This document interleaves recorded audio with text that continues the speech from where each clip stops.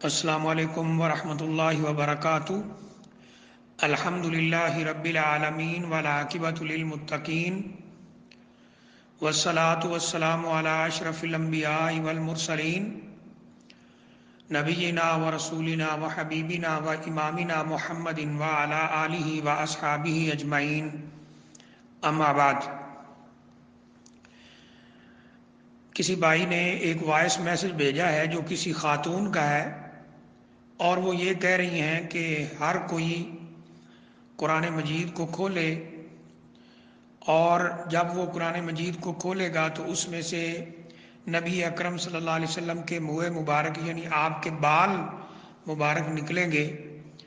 ان کو پانی میں بھگو کر رکھ دیا جائے اور وہ پانی استعمال کیا جائے تو کرونا وائرس کا خطرہ جو ہے وہ ختم ہو جائے گا۔ تو اس کے بارے میں پوچھا گیا کہ اس کی کیا حقیقت ہے، وہ بتایا جائے۔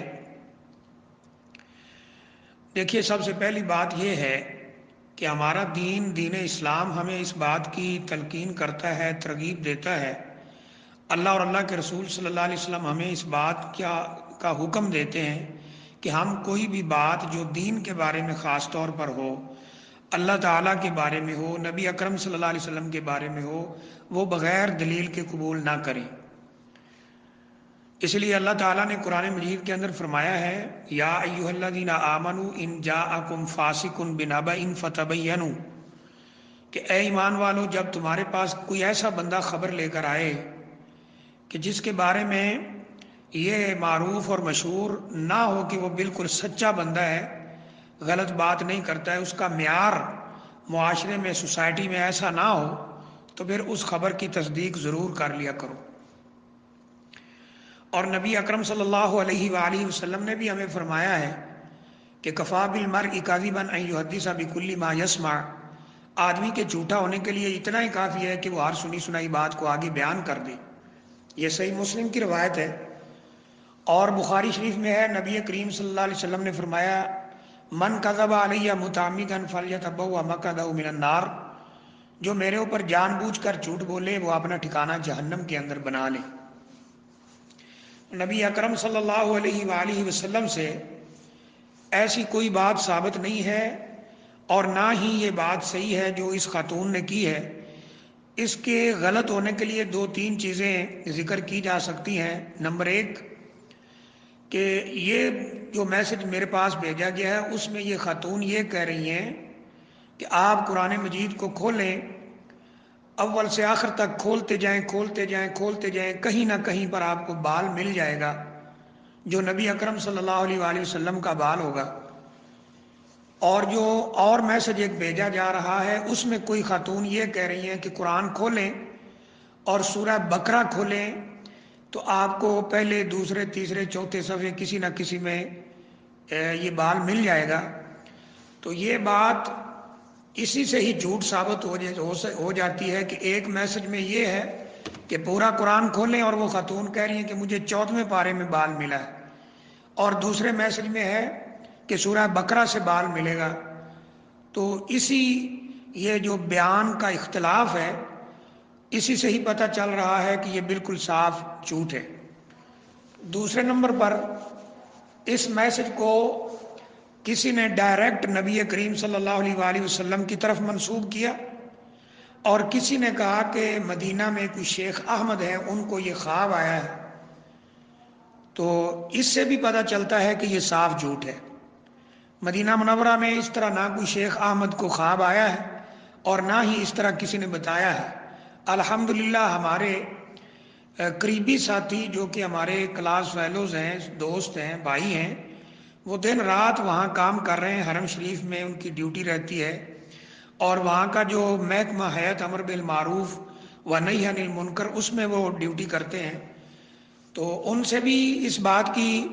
جب تصدیق کی گئی، پوچھا گیا، تو ایسی کوئی بات مدینہ منورہ میں کوئی ایسی بات نہیں ہوئی۔ ایک اور پوائنٹ اس سلسلے میں یہ بیان کیا جا سکتا ہے کہ خواب دلیل نہیں ہوتے۔ اگر کسی کو خواب آ بھی جائے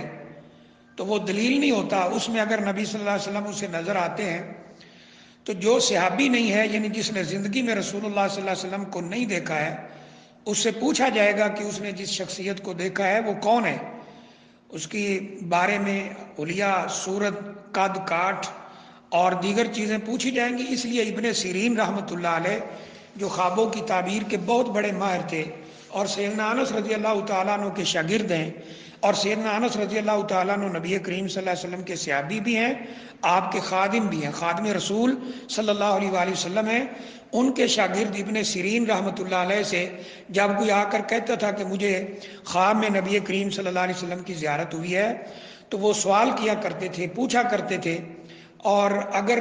نبی اکرم صلی اللہ علیہ وسلم کے حلیہ مبارک کے مطابق کوئی بتاتا تو آپ کہتے کہ ہاں تو نے نبی صلی اللہ علیہ وسلم کو ہی دیکھا ہے، اور اگر کوئی اس کے خلاف بتاتا، اوصاف یعنی خلاف بتاتا، تو آپ کہتے تو نے نبی صلی اللہ علیہ وسلم کو نہیں دیکھا ہے۔ اور اگر کوئی نبی اکرم صلی اللہ علیہ وسلم کو دیکھ بھی لیتا ہے تو خواب دلیل نہیں ہوتے ہیں۔ اور اس سلسلے میں اگلی بات یہ ہے کہ جو بال میڈیا کے اوپر دکھائے جا رہے ہیں قرآن مجید میں پڑے ہوئے، کوئی خاتون کہتی ہے میرے قرآن سے نکلا ہے، دوسری کہتی میرے سے نکلا ہے، وہ بال اگر دیکھیں اور حدیث شریف میں اور سیرت کی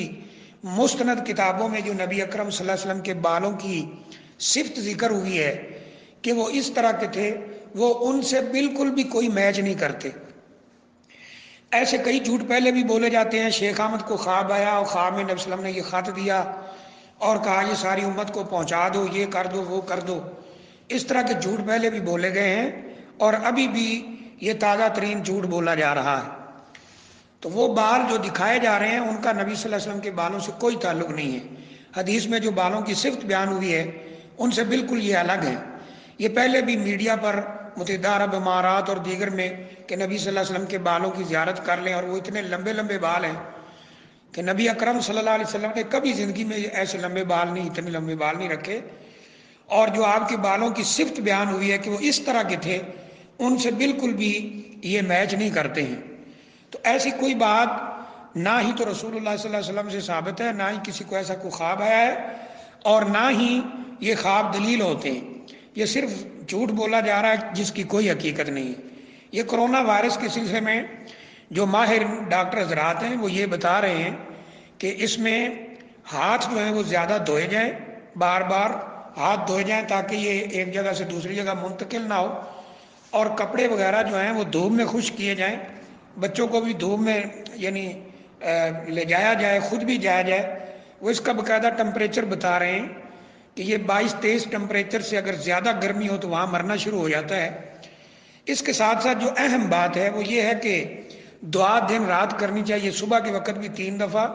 اور شام کے وقت بھی 3 دفعہ، جیسا کہ نبی صلی اللہ علیہ وسلم سے ثابت ہے۔ آپ نے فرمایا جو یہ دعا پڑھ لیتا ہے انشاءاللہ محفوظ رہتا ہے۔ بسم اللہ لا یضر مع اسمہ شیء فی الارض ولا فی السماء وهو السمیع العلیم، یہ دعا آیت الکرسی اور اس طرح کی دیگر چیزیں پڑھنی چاہیے۔ تو بہرحال یہ صاف جھوٹ ہے، اس کا حقیقت کے ساتھ کوئی تعلق نہیں ہے۔ جہاں تک بال ہیں، بال گھروں سے نکل آتے ہیں، کپڑوں سے نکل آتے ہیں، چادروں سے نکل آتے ہیں، بستروں سے نکل آتے ہیں۔ خواتین کے خاص طور پر بال گرتے رہتے ہیں، وہ بعض دفعہ قرآن مجید میں بھی گر جاتے ہیں۔ اب کسی کا نکل آیا تو اس نے اسے ایک جھوٹ بنا کر آگے پیش کر دیا، جیسے ہمارا عام طور پر یہ رویہ ہے، کچھ چیز دیکھتے ہیں، کوئی نقشہ، یہ فلاں کا نقشہ بن گیا، یہ فلاں کا نقشہ بن گیا ہے، اور اس کو آگے بیان کر دیتے ہیں۔ تو ایسی کوئی بات نہیں ہے، یہ صاف جھوٹ ہے، اس کو پھیلانے سے بچنا چاہیے، اور اس کی جو حقیقت ہے وہ بھی لوگوں کو بتانی چاہیے کہ یہ بالکل صاف جھوٹ ہے، اس کا حقیقت کے ساتھ کوئی تعلق نہیں، اسلام کے ساتھ اس کا کوئی تعلق نہیں ہے۔ واللہ اعلم بالصواب۔